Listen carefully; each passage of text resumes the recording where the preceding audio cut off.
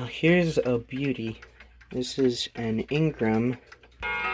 It has some interesting features. There's some metal castings here.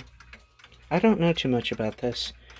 The case isn't cast iron. This is wood painted black. Here's the key.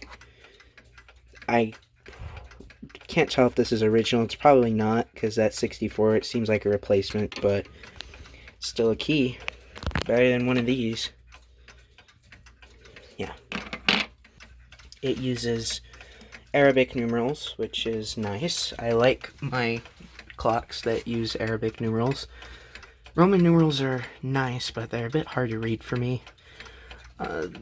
I'm being told, but this is up for change if you want to help me. This was made in 1915, is what I'm being told. I'm sure there's markings on the movement I haven't noticed yet. It has a passing bell on the half hour. Yep. A little bit late, but it strikes on a cathedral gong on the hour.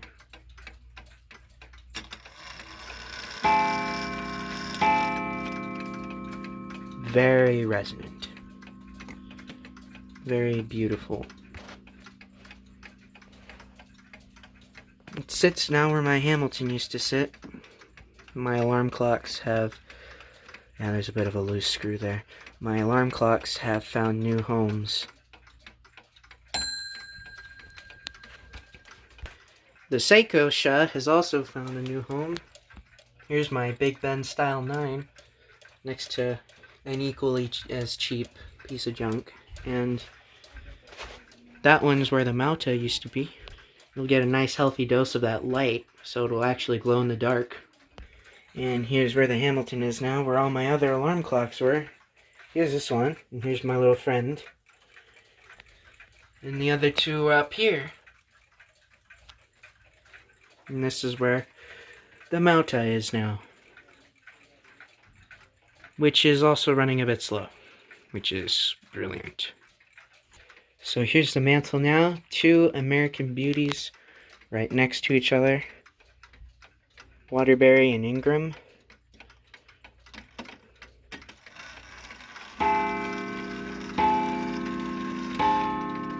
Absolutely gorgeous.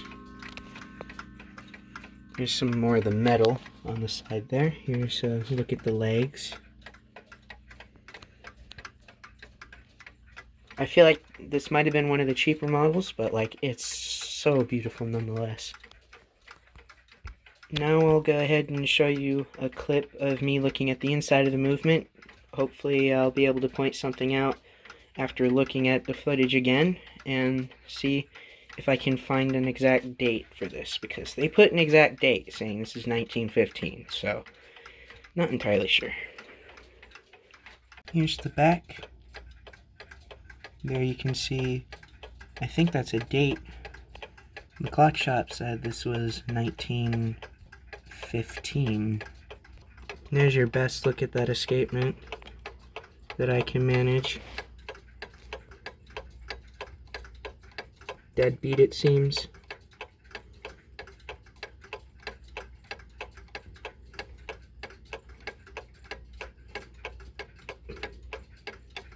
Could be recoil, I can't tell. I can't see the second pallet. There's the bell. Oh, it's too close to the half hour. Here's the gong. Ingraham Clock Company. Or just Ingraham, Ingraham Company. There's a bit of a lossy label there. Bristol, Connecticut, United States.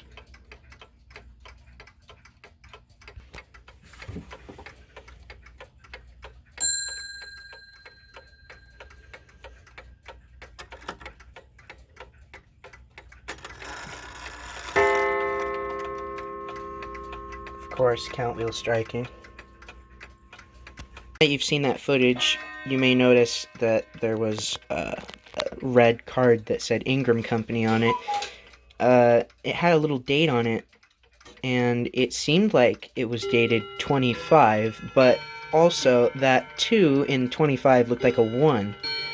It could have been a fancy 1. It could have been a 2. I don't really know. So I'll assume it's dated between 1915 and 1925. 10-year range there. Probably 1915. I can't tell. If it is 1915, it's my second oldest clock. And that would put this one in 3rd place. Yeah, everything's going off. I got another one coming up after this, so hope you like this one as much as I like it.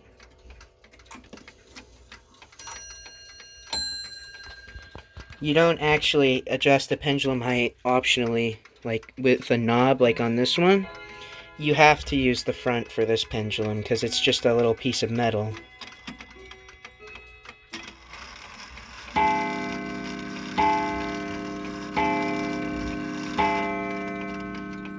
Yeah, beautiful.